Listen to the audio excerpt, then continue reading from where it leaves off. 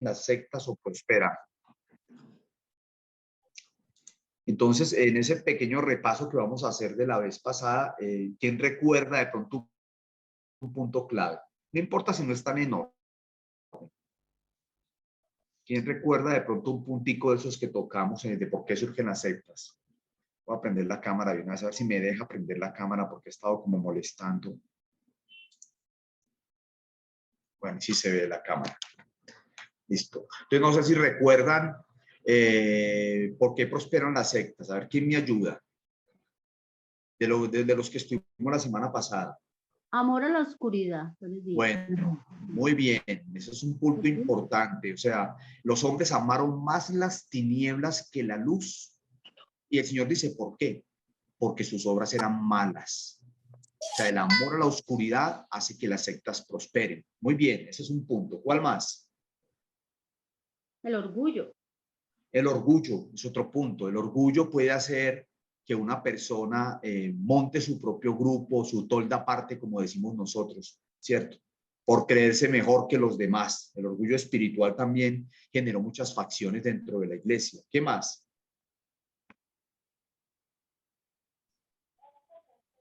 Falta de discernimiento. ¿Falta de qué?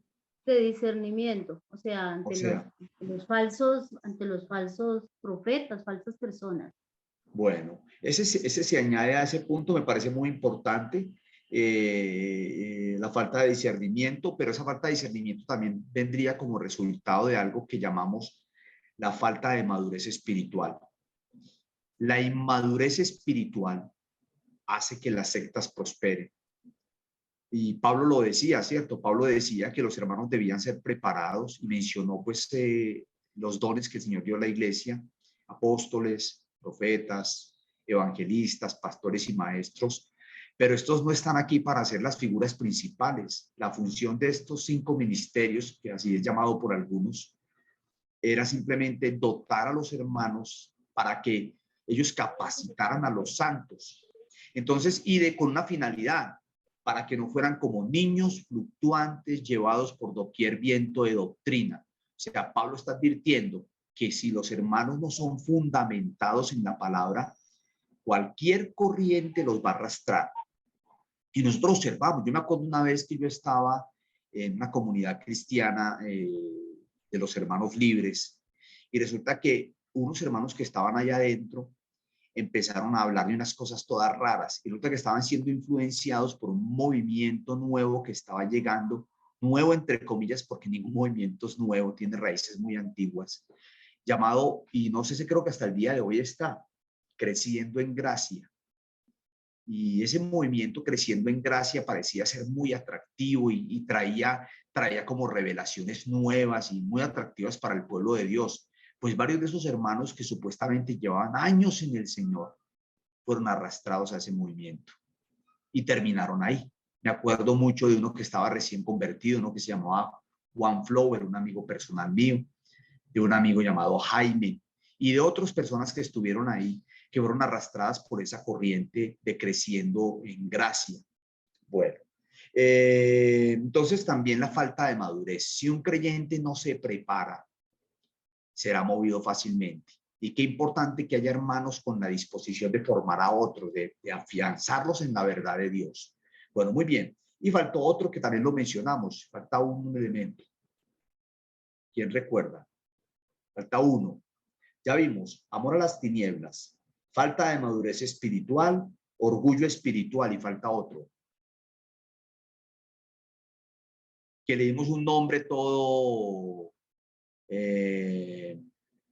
revolucionario, le dimos un nombre a eso, la subversión espiritual. Subvertir es como romper un sistema, como afectarlo, como dañarlo. Y la subversión espiritual se debe precisamente eso, a la rebeldía. No solamente el orgullo, sino también la rebeldía. Esa rebeldía que no es sana, que tiene como finalidad simplemente contradecir todo y que acompañada del orgullo, pues es todo un peligro. Bueno, muy bien. No sé si alguien más quiere comentar algo de lo que vimos en la clase pasada, quisiera comentar algo, ¿no? ¿Estamos bien? ¿Hay alguna pregunta de la clase pasada? De pronto que ya haya pensado alguien durante la semana que le quedó por ahí dando vueltas en la cabeza. ¿O todo bien? Como dice el pibe. ¿Todo bien? Bueno, estamos escuchando bien. Si se escucha bien. Sí, señor. Bueno, listo, muy bien. Entonces, hoy vamos a hablar, vamos a empezar un tema que se llama marcas de una secta. O sea, ¿qué identifica a una secta? ¿Qué es aquello que la hace única y que debemos estar muy pendiente de esas marcas, esas especies de huellas que deja la secta?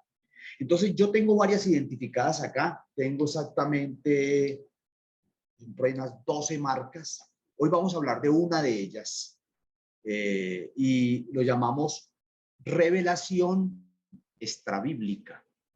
Esa es una marca de una secta. A ver, yo quisiera primero saber si está claro el concepto de revelación extrabíblica. A ver qué entienden ustedes por revelación extrabíblica.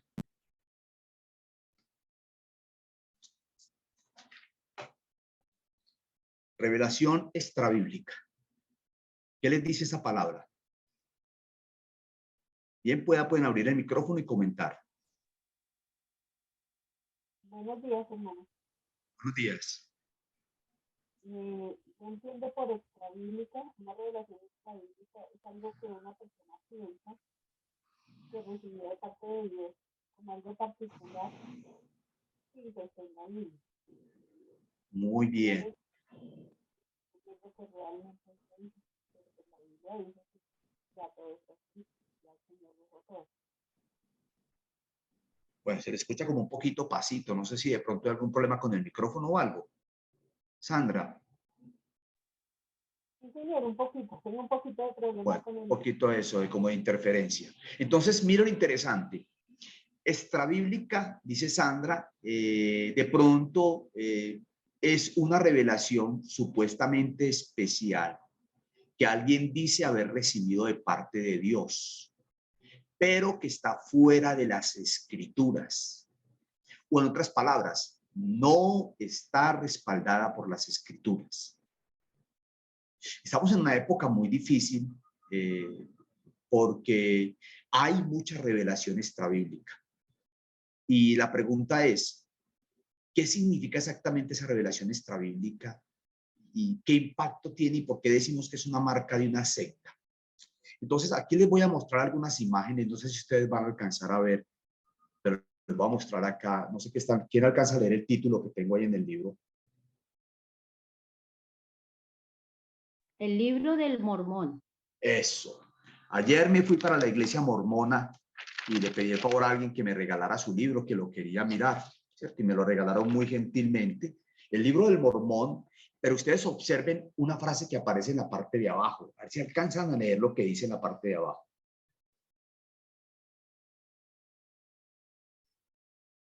Ahí hay una frase clave que dice. Dice como otro testamento de Jesucristo. Exacto. ¿Cómo le ¿Sí? parece? Así dice. Otro testamento de Jesucristo.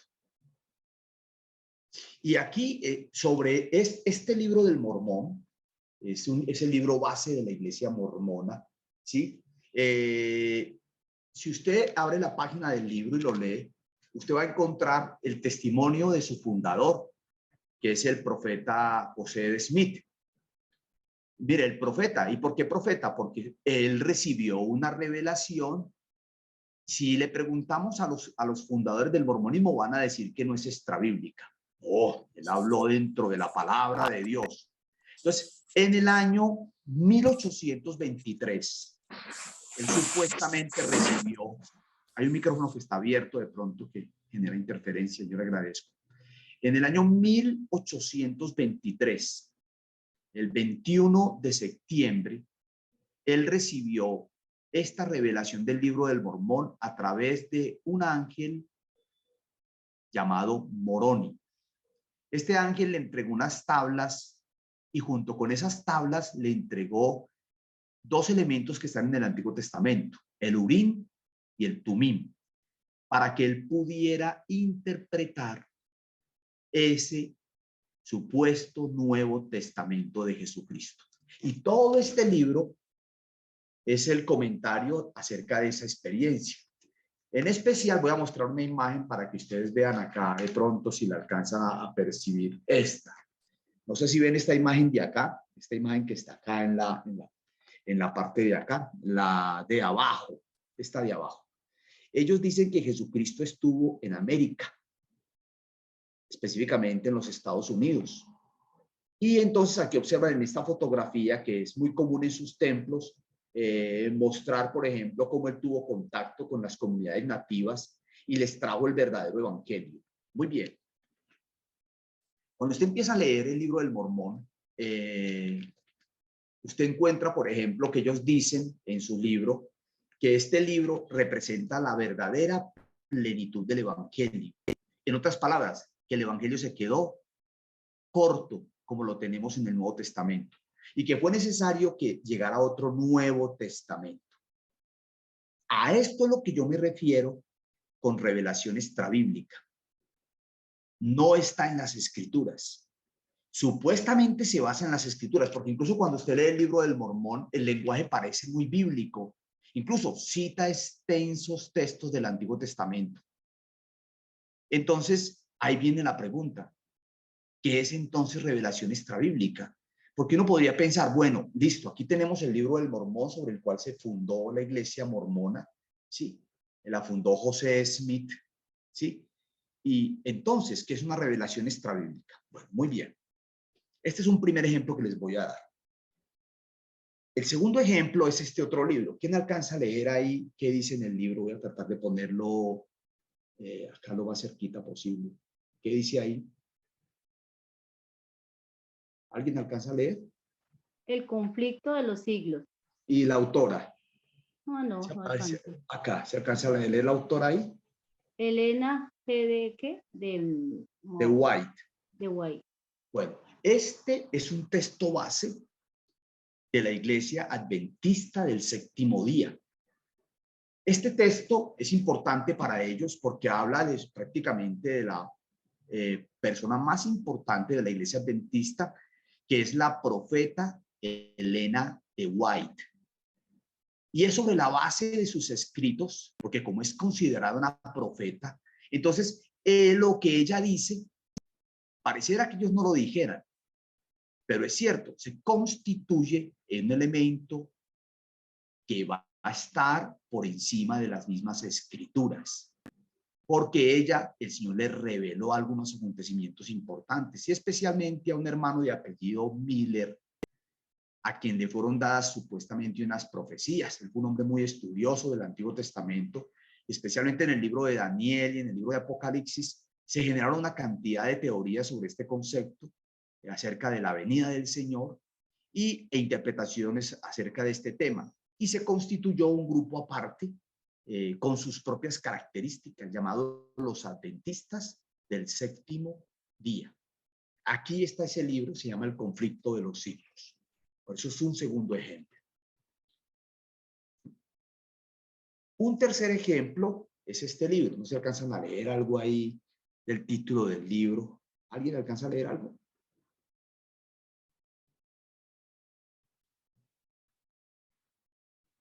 La revelación de los 7 sellos. Eso. Este es otro hermano. Fue un hermano que fue muy usado por el Señor. William Marion Branham. Y resulta, aunque él no le gustaba que lo llamaran profeta, este libro recoge sus grabaciones. Muchas de esas grabaciones de mensajes que él grabó, en las que recibió visiones y empezó a escribir muchas cosas en relación al Apocalipsis, hasta el punto que él llegó a pensar que él era el séptimo ángel de Apocalipsis. ¿Sí? Y generó toda una cantidad de libros. Puede haber muchos libros más acerca de él, pero menciono este pues como una base, ¿cierto?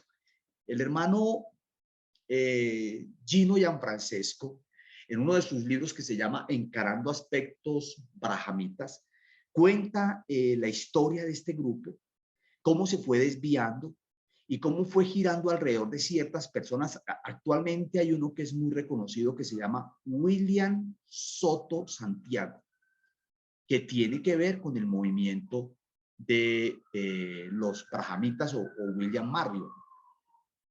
También entonces estos escritos son fundamentales para ellos. Ellos leen la Biblia, pero para ellos estas profecías que el hermano William recibió son la base fundamental de su grupo.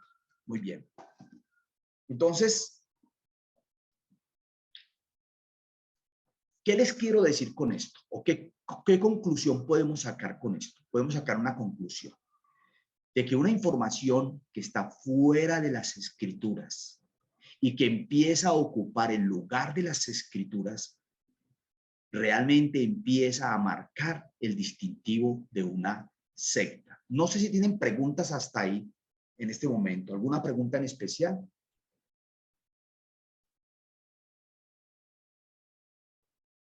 Si alguien tiene una pregunta, bien pueda, o quiere hacer un aporte, un comentario. Eso que usted dice de los adventistas, ¿esa rama es otra diferente o adventistas en general? Los Que ahí adventistas están divididos en varios grupos. Lo que pasa es que hay varias corrientes, pero hay una corriente principal. Y ellos se basan especialmente en los escritos de Elena de White.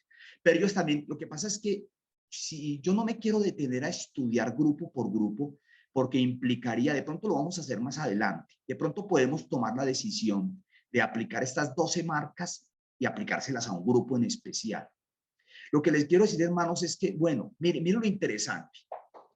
Lo de José Smith, el grupo de los mormones, si usted le pregunta a un mormón, ¿usted por qué se va a salvar? Usted se salva si pertenece a este grupo. Si usted no pertenece a este grupo, usted nada tiene que ver con Dios.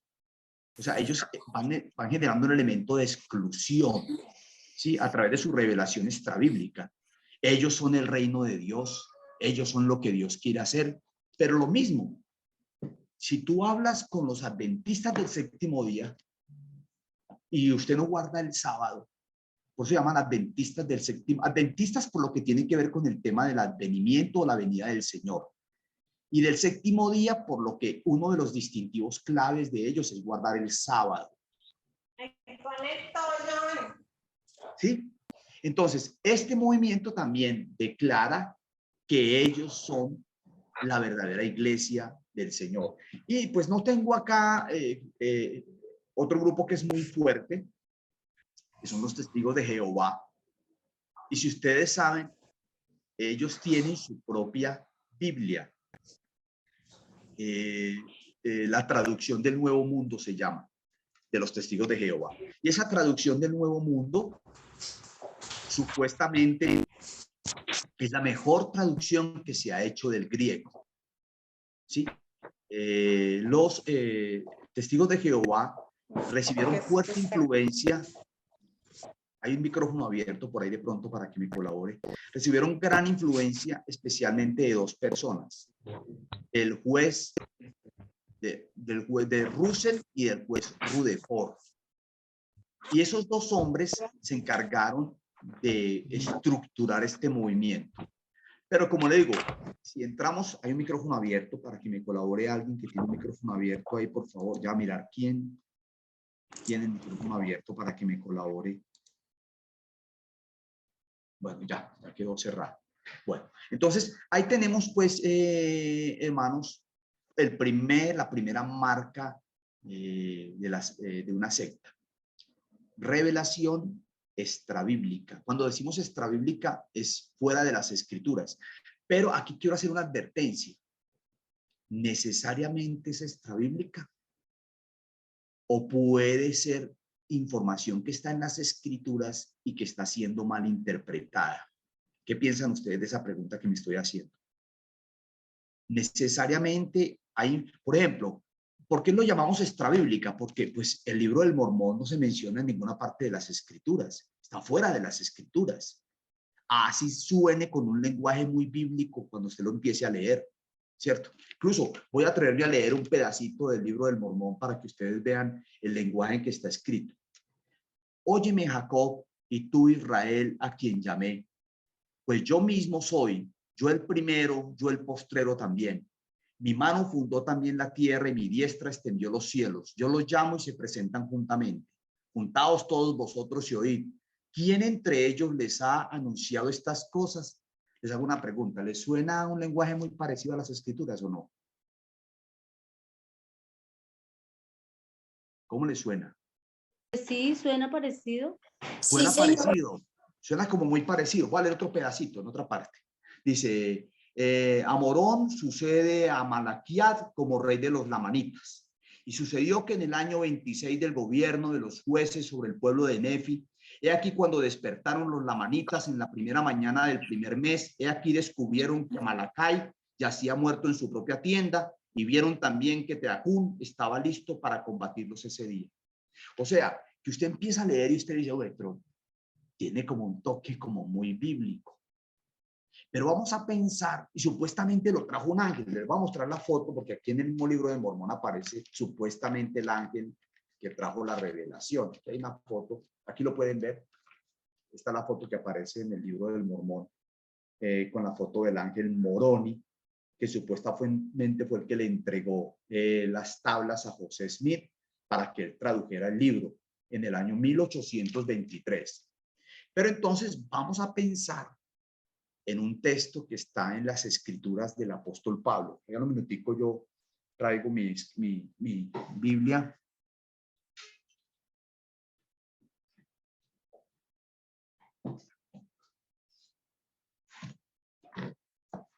Bueno, vamos a ver un pasaje.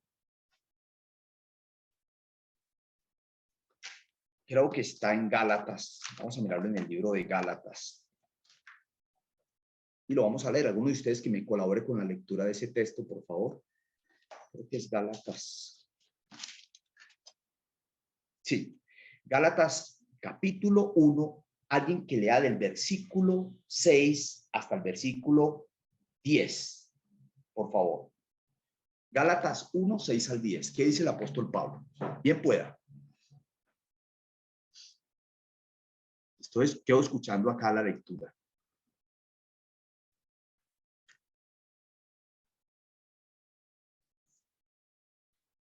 Gálatas 1, 6 al 10. Estoy maravillado de que tan pronto os hayáis alejado del que os llamó por la gracia de Cristo para seguir un evangelio diferente. No que haya otro, sino que hay algunos que se os perturban y quieren pervertir el evangelio de Cristo. Mas si aún nosotros o un ángel del cielo os anunciare otro evangelio diferente del que os hemos anunciado, sea anatema. Como antes hemos dicho, también ahora lo repito, si alguno os predica diferente evangelio del que habéis recibido, sea anatema. Pues, ¿busco ahora el favor de los hombres o el de Dios? ¿O trato de agradar a los hombres? Pues si todavía agradara a los hombres, no sería siervo de Cristo. Muchas gracias, Juan Pablo. Observen lo interesante. Estamos hablando del apóstol Pablo que está escribiendo a los Gálatas y Pablo les está advirtiendo de que los hermanos ya se están dejando desviar. Es que el cristianismo tuvo que enfrentarse desde sus comienzos a los falsificadores, a los vendedores de verdades extrabíblicas que venían a atacar el fundamento del evangelio. Y Pablo dice algo muy interesante. Dice que otros están predicando otro evangelio, pero ¿qué dice Pablo? ¿Hay otro evangelio o no? ¿Qué dice Pablo en el texto? Menciona que hay otro evangelio.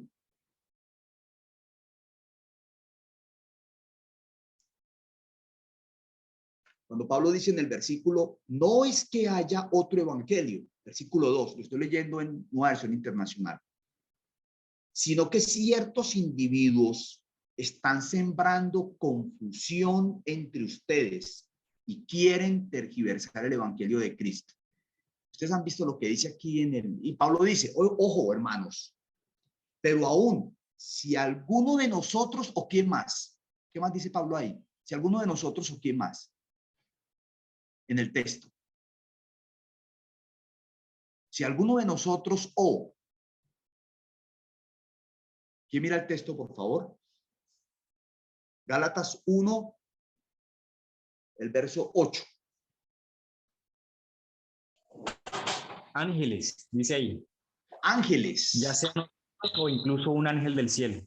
O sea que es posible, Pablo está advirtiendo, hermanos, ojo, si yo mismo les anuncio un evangelio diferente al que han escuchado, o sea, si yo mismo, porque Pablo también era consciente de que, por ejemplo, un hermano podía confundirse por no apelar a la verdad y terminar mezclando el evangelio. Y entonces Pablo, poniéndose él mismo en el lugar, dice, si yo mismo o un ángel del cielo, dice, o un ángel del cielo les predica un evangelio distinto del que les hemos predicado, que caiga bajo maldición. Pues ustedes observan acá, ¿qué dice en el libro de Mormón en la parte de abajo?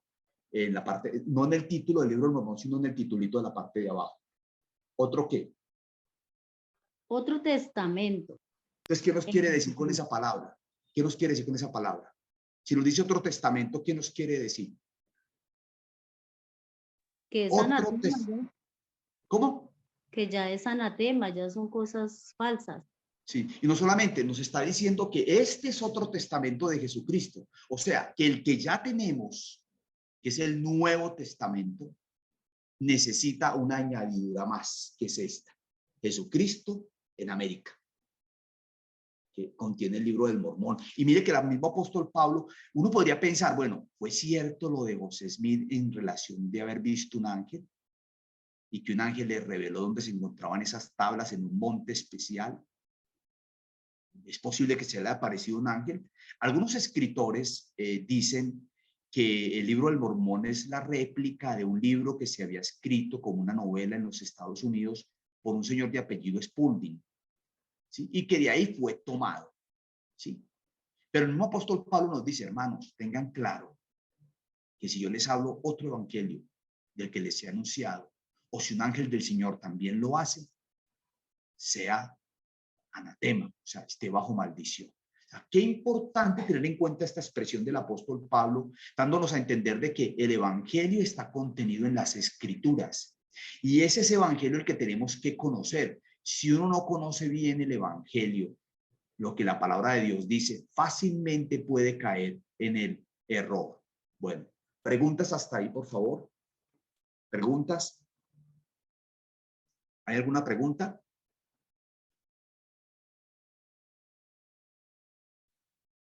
Pues estamos bien ahí. Bueno, entonces yo quisiera preguntarles algo. ¿Qué pasaría entonces en nuestro tiempo? Yo sé que estos grupos que estamos mencionando son muy conocidos por nosotros. Entonces, ¿qué pasaría en nuestro tiempo con un don que hoy en día es muy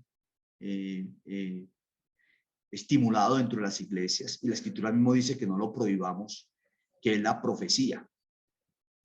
Entonces, ¿qué pasa? Por ejemplo, voy a mencionar algo que tiene que ver con el escenario político, pero lo voy a decir porque un hermano lo mostró en estos días.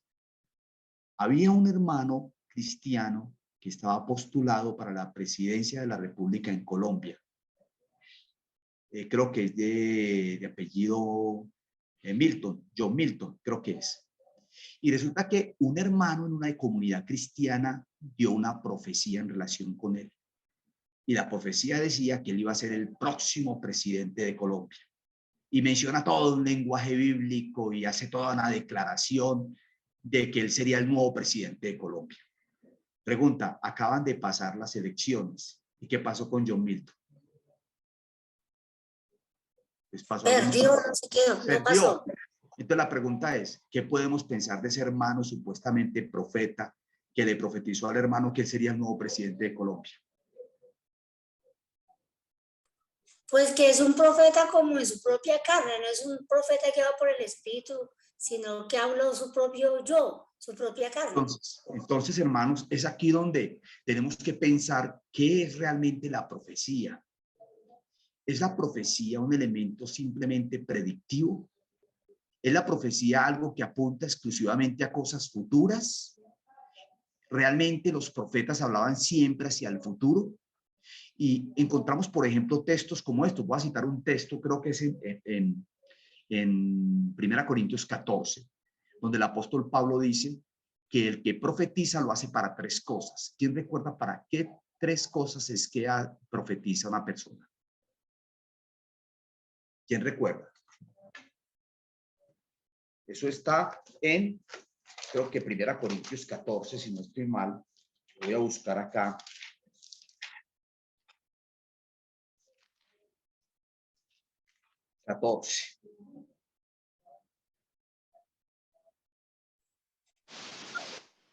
Para edificación del... Verso 3. Verso 3. Para 3 cosas. edificación, disculpe, Sí. para edificación, para exhortación y consolación. Muy bien. Observen esos 3 tiempos. Un profeta habla para edificar, habla para exhortar y habla para consolar. 3 elementos claves. Ahora, vamos a mirar en qué contexto.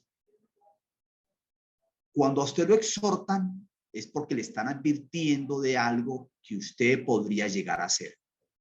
Es una especie de amonestación. Hermano, ponga cuidado con esta situación porque le va a generar un problema. Está exhortando, digámoslo así, hacia el futuro, haciendo una advertencia. Pero también puede suceder que el profeta lo haga desde el pasado. Entonces el hermano está pasando por un momento muy difícil, por una crisis, por un momento de angustia, de dificultad, y el profeta lo consuela. El Señor en su palabra dice que el que habita al abrigo del Altísimo morará bajo la sombra del Omnipotente. Y está fortaleciendo al hermano en relación con esto. Y la edificación tiene que ver con la parte presente. Entonces, qué interesante que la profecía apunta al presente, al pasado y al futuro. A la gente le fascina el futuro. Hay una fascinación. Incluso les voy a decir una cosa. La secta de los mormones, la secta de los adventistas y la secta de los testigos de Jehová fueron fascinadas por la profecía hacia el futuro. Y era exactamente sobre la venida del Señor, y especularon sobre fechas y sobre hora y en qué día y en qué momento y en qué lugar, y después se tuvieron que retractar o reacomodar el texto con una interpretación totalmente diferente.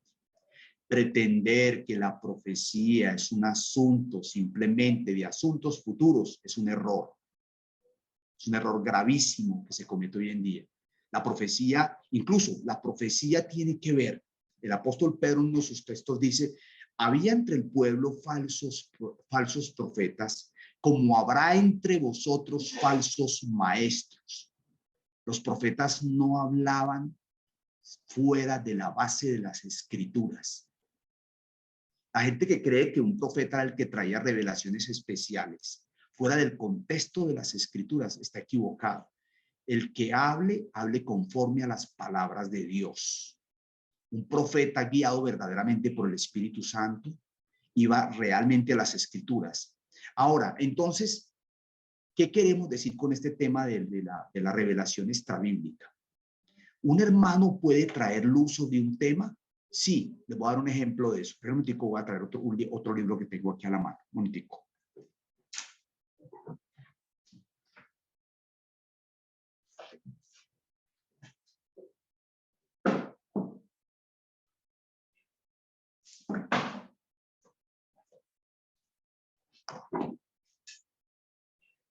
¿Alguno de ustedes ha leído a este autor? Se llama C.H. Mackintosh. ¿Ha leído el libro de Levítico? ¿Lo conoce? Carlos C. Mackintosh. No, Bueno, no sé. les voy a contar. Sí, señor. Bueno, listo. Una cosa es la revelación y otra cosa es la iluminación. Ahora, ¿tenemos el poder hoy en día de traer nuevas revelaciones por encima de las escrituras y que añaden a las escrituras o le quitan a las escrituras? ¿Se acuerdan ustedes que nosotros vimos que hay 2 cosas que no se pueden hacer con la Biblia? Ni se le puede quitar, ni se le puede añadir. Añadir es esa revelación extrabíblica, pero quitar es coger el texto y distorsionarlo y quitar lo que la palabra de Dios está diciendo. Bueno, entonces les voy a contar la historia de este hermano para que la conozcan. C.H. Mackintosh fue uno de los mejores escritores cristianos de Inglaterra. Perteneció a un movimiento en Inglaterra conocido como el Movimiento de los Hermanos de Plymouth o los Hermanos Libres. Fue un escritor incansable y un gran maestro de la palabra de Dios. El libro de Levítico es uno de los libros más difíciles de leer. Y es uno de los libros más difíciles de leer porque habla de puros sacrificios. Y cuando usted empieza a leer Levítico, y tomarás la víctima y la desollarás en sus partes y quemarás todo delante del altar, la sangre con sus vísceras, y uno empieza a leer eso, ay Señor, qué cosa tan impresionante. ¿Podrá uno entender algo de ese libro? Pues ¿cómo les parece que el mejor comentario al libro de Levítico es de este hermano? Pero si ustedes observan, si alguno de ustedes algún día lo va a leer, lo pueden encontrar. Hay una página que se llama Tesoros Cristianos y de esa página se puede bajar este libro. Pero si ustedes leyeran a Mackintosh interpretando el libro de Levítico, es espectacular. Ver cómo un hermano es capaz de iluminar el texto y mostrarnos a la persona de Cristo en todos esos sacrificios, en el holocausto, la ofrenda de la expiación, la ofrenda del presente. Son como 5 ofrendas, con una majestad y brillantez y una sencillez. Eso es iluminación. Iluminar el texto significa penetrarlo con una nueva luz a través de las mismas escrituras. Y claro, este hermano tenía el Espíritu Santo, pero decir, por ejemplo, que este libro de Levítico, este comentario de Levítico de Mackintosh, debería estar dentro de las escrituras, es otro asunto diferente. Es un hermano brillante, es un hermano muy capaz, y yo voy a compararlo con otro libro. Hay un libro escrito por el hermano Gino Gianfrancesco que se llama El Libro de las Jornadas, y toma 42 eventos del pueblo de Israel en Egipto. Sinceramente, es uno de los mejores, para mí, es mi punto de vista personal, de los mejores libros que el hermano Gino escribió. Y profundiza esos libros penetrando el mismo texto bíblico. O sea, en otras palabras, un verdadero profeta no necesariamente es el que trae asuntos futuros. Un verdadero profeta es el que tiene la capacidad de penetrar el texto bíblico e iluminarlo a raíz de su conocimiento. Esto quiero aclararlo porque una de las razones por las cuales el pueblo de Dios está siendo desviado, porque como no conoce las escrituras, llega cualquier hermano supuestamente diciendo, así dice el Señor. Yo le hago una pregunta.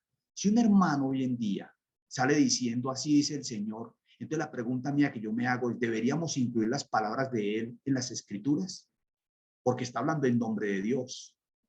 Yo sé que este asunto es muy, muy delicado y por eso hay que tomarlo con pinzas, ¿cierto? Y hay que ser muy respetuoso con el tema. Pero quiero decirles, hermanos, que muchas de las confusiones que hoy en día vienen sobre el pueblo de Dios son el resultado de escuchar a personas sin yo mismo tener un referente bíblico. Simplemente escucharlo porque habla bonito, simplemente porque habla aparentemente con mucha autoridad, pero ningún profeta de las escrituras, como dijo el profeta Isaías en un texto, a la ley y al testimonio. Si no hablasen conforme a esto es porque no les ha amanecido. En otras palabras, que el que hable en nombre de Dios, hable de acuerdo a las palabras de Dios. Dejo abierto por si en este comentario alguien quiere comentar algo o hacer alguna inquietud, por favor. Bien pueda.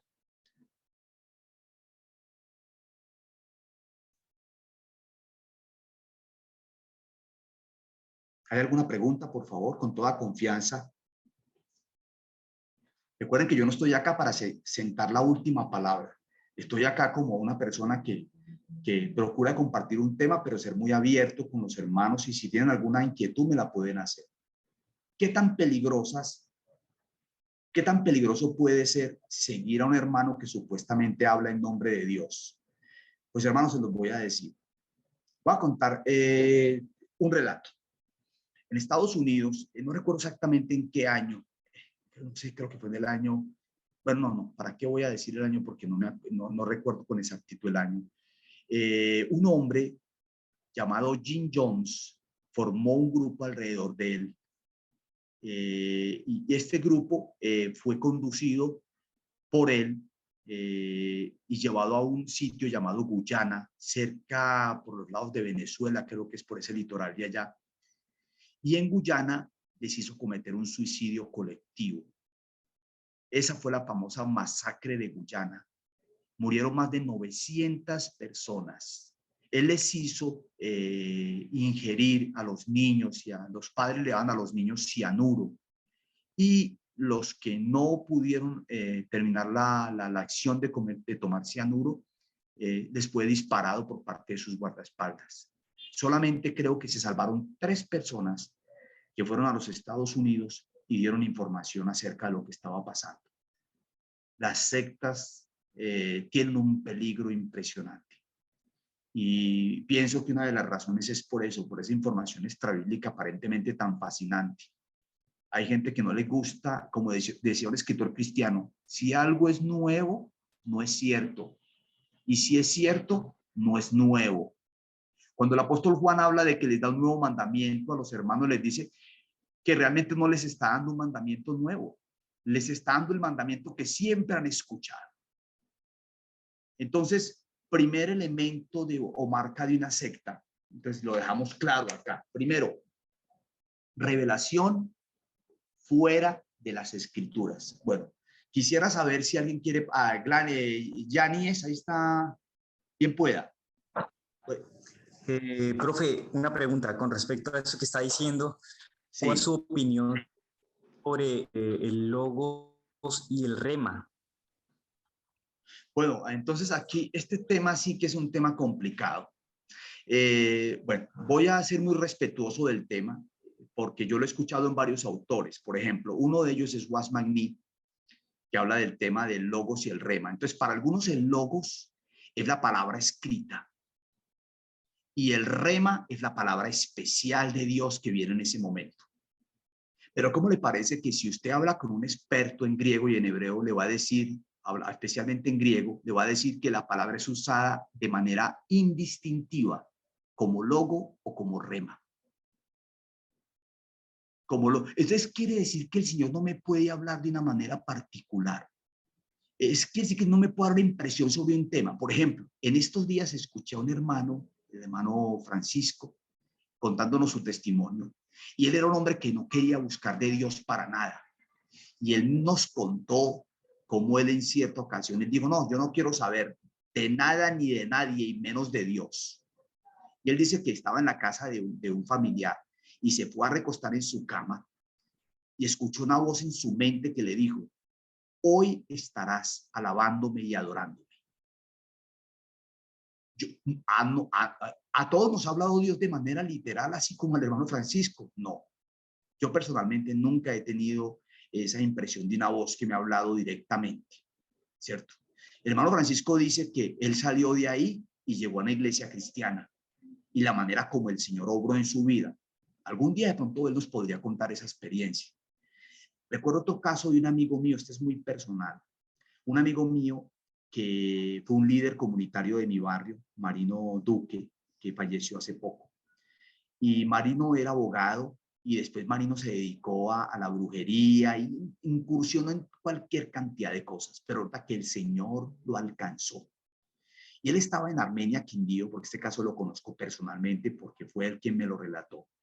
Y él me dice que como él era abogado penalista y de los buenos, resulta que estaba defendiendo un caso de una persona y lo amenazaron de muerte y lo iban a sicariar. O sea, él prácticamente sabía que lo iban a sicariar, que estaban buscando para matarlo. Y resulta que una noche él estaba acostado y dice que él ahí en el sueño se despertó y escuchó una voz que le dijo, busca de Dios. Dice Marino que quedó impactado y él salió esa noche de su cuarto y fue y buscó una iglesia cristiana donde primero encontró abierto y tocó. Pues yo conozco al pastor de esa iglesia, el pastor Jorge Arles. Y Marino fue y tocó la puerta y le dijo, pastor, escuché una voz que me dijo, busca de Dios, hábleme de Dios. Y el pastor le compartió el evangelio, Marino se convirtió y Marino viajó después a Ecuador y estuvo mucho tiempo ahí. A ver, retomemos el concepto, el logos y el rema, que es lo que está hablando el hermano, que yo sé que es un concepto que es muy complicado hoy en día, porque algunos dicen, no, es una palabra especial que Dios le da a uno. Bueno, podríamos decir que se la dio a Francisco, pero ¿a dónde lo condujo? A que lo conociera. Podríamos decirle que se la dio a Marino.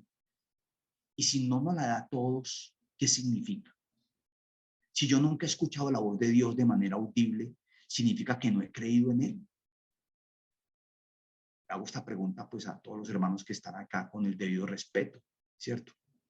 Entonces, mi conclusión en cuanto al logos y rema es que cuando usted habla con expertos en griego, le dicen que la palabra es usada de manera indistintiva, pero eso no quiere decir que Dios no pueda dar una impresión personal. Pero también, hermanos, qué tan importante para nosotros es escuchar el consejo de otros. Escuchar lo que el Señor nos puede guiar y nos puede dirigir, ¿cierto? Porque entonces sería, por ejemplo, bueno, y las visiones y los sueños, pues hermanos, todo a la luz de las Escrituras. Ningún sueño va a contradecir lo que la Escritura dice. Nada, no puede irse en contra de las mismas Escrituras. No sé si hay otra pregunta sobre el particular. Ya estamos prácticamente para terminar y hacer el cierre.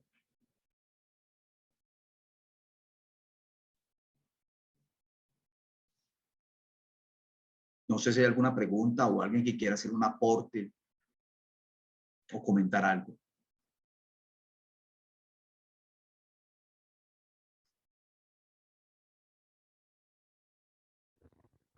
Bueno, entonces, Hermanos, es importante también, creo yo, que dentro de lo que se vio, que hay textos que cambian como decía de los testigos de Jehová, que cambian que cambian las palabras y que cambian las intenciones de la misma, de la Biblia. Entonces, siempre es una buena recomendación en estos casos, siempre ir y comparar lo que le están hablando o lo que está leyendo junto con varias versiones de la Biblia. Y si es mayor la duda, pues entonces al mismo griego como tal, porque esa es como la forma de ir a mirar la verdad que se necesita con respecto al texto. Evitar precisamente todas estas desviaciones que nos está explicando el hermano. Era nomás ese como para aporte, nomás. gracias Juan Pablo. Juan Pablo está haciendo específicamente referencia a la traducción del Nuevo Mundo, donde supuestamente, ¿cómo te parece que a Russell le preguntaron en un juzgado, ¿usted sabe hablar griego? Y dijo, sí. Entonces el juez le pasó un Nuevo Testamento en griego. Pero por favor, léame el alfabeto en griego que está ahí. Y no fue capaz de leer ninguna de las palabras, ninguna de ellas. Y ellos al final, estoy hablando de Russell y de los testigos de Jehová, terminaron montando una nueva Biblia llamada la traducción del Nuevo Mundo, donde Jesucristo es presentado no como Dios, sino como un Dios. Y es el famoso texto del Evangelio de Juan, capítulo 1, verso 1. Entonces, hermanos, voy a concluir. Conclusión. Primera marca de una secta. Revelación extrabíblica. Revelación fuera de las Escrituras. Esa es una primera marca que caracteriza una secta. Pero que esto sirva para advertencia para nosotros también. Si yo no soy juicioso en la interpretación de las Escrituras, puedo terminar creando también información extrabíblica. ¿Cuántos hermanos han interpretado un texto de las Escrituras de manera tergiversada y no han dejado guiarse de pronto por otros comentaristas o por otros hermanos o por las mismas Escrituras, incluso por la misma impresión del Espíritu Santo que lo guía a uno y lo guía a la verdad? Porque otra cosa importante es que el Espíritu Santo jamás va a contradecir las Escrituras. El Espíritu Santo siempre hablará en concordancia con la palabra de Dios. Porque al final de cuentas, ¿quién fue el que inspiró las Escrituras? Fue el Espíritu Santo. Bueno, yo no sé, voy a dejar la próxima marca que vamos a tomar. Y es, la primera marca de una secta es la revelación extrabíblica. La segunda marca de una secta es una base de salvación falsa. Cuando me refiero a una base de salvación falsa, me refiero que el evangelio no es anunciado conforme a las Escrituras, sino que es tergiversado.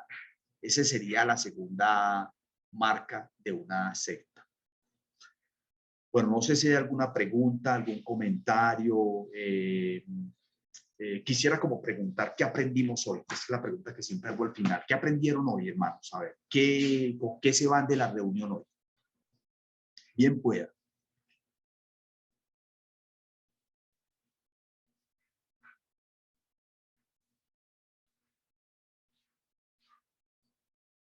¿Qué aprendieron hoy?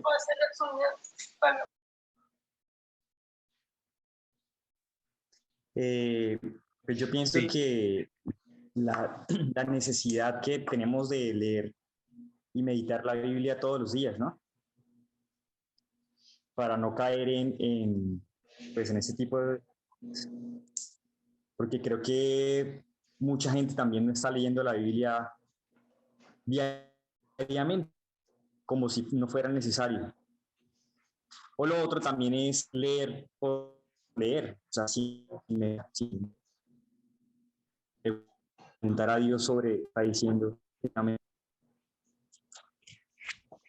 Correcto, o sea, un retornar al estudio ¿Cómo se llama? concienzudo de las Escrituras. ¿Cómo, Es un hermano libro Dani, que pueda? que hablaste, ¿cuál es el título? El de Levítico y el otro, ¿cuál es? Ah, sí, sí, sí, sí, Qué Levítico, pena. C.H. Mackintosh. El libro se llama Levítico. Levítico, Y lo el otro, digo, ¿cuál fue el otro que le mencioné? ¿Sí recuerda? Si no recuerdo bien, de pronto de qué otro libro hablé que quedé ahí como que no les di la... Ah, sí, el libro de las jornadas del hermano Gino Gianfrancesco. El libro de las jornadas del hermano Gino Gianfrancesco. O sea, y le listo. cuento una cosa, cuando usted lea, por ejemplo, Levítico o lea ese libro de las jornadas, usted va a descubrir que la persona que está profundizando el tema está escarbando en las mismas escrituras, está yendo a la misma palabra de Dios y está encontrando cosas por las cuales uno pasa por encima. La Biblia es un tesoro tan rico, tan hermoso, que quien esté dispuesto a abrir su corazón para estudiarla, Dios le da. La Biblia es capaz de inspirar un libro de un salmo o de un solo versículo, así de sencillo. Yo creo que de ningún libro se ha escrito tantos libros como de las Sagradas Escrituras. Y todavía se siguen escribiendo muchos libros. Entonces, esos dos autores que le mencioné, el de C.H. Mackintosh, su obra magna se llama el Pentateuco, que es un comentario a Génesis, Éxodo, Levítico, Números, Deuteronomio, y el hermano Gino sí tiene varios escritos, entre ellos el de las jornadas. Bueno, otra persona que quiera comentarnos qué aprendió hoy, bien pueda. Bueno, buenos días. Buenos días. Mi nombre es Sandra. Yo tengo una pregunta. Siempre he escuchado el hermano Gino. No, sí. Realmente nunca, no sé quién es él, pero de mi corazón he sentido de que a él se le da mucha importancia. Entonces, claro, no lo conozco, entonces no sé por qué ustedes lo nombran tanto. Bueno, voy a explicarlo. Es como hablar, no solamente de Gino. Yo diría que son hermanos que tienen esa capacidad de estudiar las escrituras y traer mucha luz sobre ella. Pero no es porque, por ejemplo, los que mencionamos allí, no, por ejemplo, en el caso mío que menciona Mackintosh, ¿cierto? Significa que considera pues que es un hermano tan importante en el sentido de relevante y que si yo no leo los escritos del hermano Gino me perdí lo mejor de las escrituras. No, es un hermano a quien apreciamos por la luz que el Señor le dio en cuanto a la enseñanza de las escrituras. Ese sería como lo que yo le diría en relación al hermano Gino, o al hermano Mackintosh, o al hermano John Stott, o al hermano Juan Stan. Bueno, a cantidad de escritores que los que nos gusta la palabra de Dios los leemos. Ah, ok, gracias, hermano. De lo que usted enseñó, siento de decir es que el mismo Espíritu Santo nos revela la palabra a nosotros, ¿no?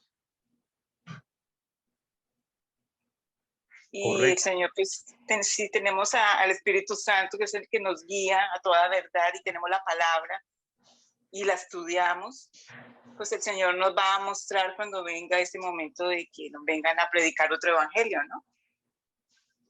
Correcto. Y es muy importante recurrir siempre al testimonio de varios hermanos. Por ejemplo, una cosa que quería mencionar, una cosa que dice el apóstol Pablo, está en el libro de Corintios, dice, los profetas hablen 2 o 3, los demás juzguen. Ese versículo es muy necesario para este tiempo presente. Primero que todo, ¿por qué el apóstol Pablo está diciendo que los profetas hablen 2 o 3? ¿Por qué no dice, los profetas hable 1 y listo, con ese tenemos? Porque lo que quiere decir el apóstol Pablo es que el mensaje que el hermano está compartiendo debe ser sopesado. Y en ocasiones hay hermanos que muestran una enseñanza desde un área, desde un punto de vista. Otro hermano lo enriquece por otro lado, otro lo muestra por otro lado. Y por eso el apóstol Pablo dice, los profetas hablen 2 o 3, pero mira lo interesante en la parte final. ¿Qué deben hacer los demás hermanos? Los demás juzguen. Y ahí no se refiere a la palabra criticar o hablar más del profeta. Juzguen quiere decir que los demás hermanos deben también discernir. O sea que la intención de las escrituras no es que nos sentemos a escuchar a un hermano y nos embelecemos con ese hermano y pensemos que ese tiene la respuesta o lo último en guaracha.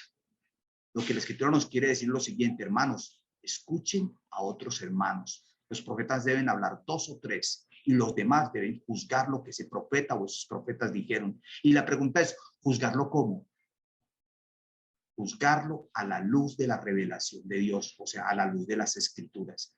Y por eso es tan importante que toda la iglesia conozca las escrituras. A mí me da tristeza cuando la gente cree que el estudio de las escrituras es simplemente para ciertos hermanos. No, eso es para los teólogos, no, eso es para fulano de tal, no, eso es para los que enseñan la palabra.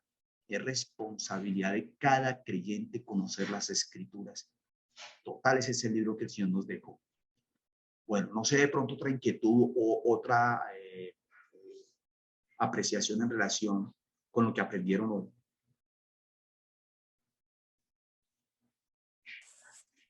Eso que acaba usted de mencionar tiene relación de pronto con cuando uno lee la palabra, en una oportunidad Dios le muestra a uno una enseñanza, ¿cierto? Correcto. Al tiempo vuelve y lee esa misma parte y ya el Señor le muestra otra, como otro aspecto. Otro aspecto. Y así poco a poco entonces puede ser lo que acaba de decir, que de pronto que tres ¿qué? Profetas en 3, o sea, cada uno. 2 o 3. 2 o 3 le muestra diferentes estados, diferentes conocimientos.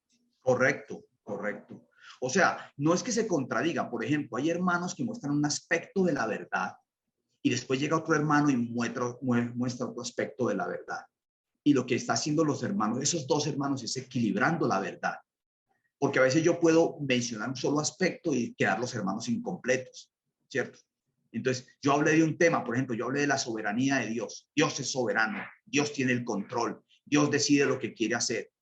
Pero otro hermano empieza a hablar, pero el ser humano es responsable. El ser humano debe responder delante de Dios. Entonces está equilibrando la soberanía de Dios con la responsabilidad humana. Eso es muy importante. O sea, saber equilibrar los aspectos. Y en eso el Señor usa a los hermanos. Y por eso tenemos que escuchar a varios hermanos, no quedarnos solamente con uno, ¿cierto? Como dice el texto. Muchas gracias, hermana Livia. Entonces, hermanos, pues yo los voy a dejar acá. Yo sé que estos temas suscitan muchas controversias porque es un tema controversial. Si queda alguna pregunta, por favor, me pueden escribir a través de Alexandra. Me pueden comunicar, yo con mucho gusto miraré. Soy consciente de que no tengo todas las respuestas, gracias a Dios no las tengo todas, y lo que busco es simplemente aprender y comunicar lo que el Señor me ha ido enseñando en el camino. Entonces, próxima semana abordaremos el segundo punto, que es que las sectas, una de sus marcas es que presentan el evangelio de una manera equivocada o presentan una versión falsa del evangelio.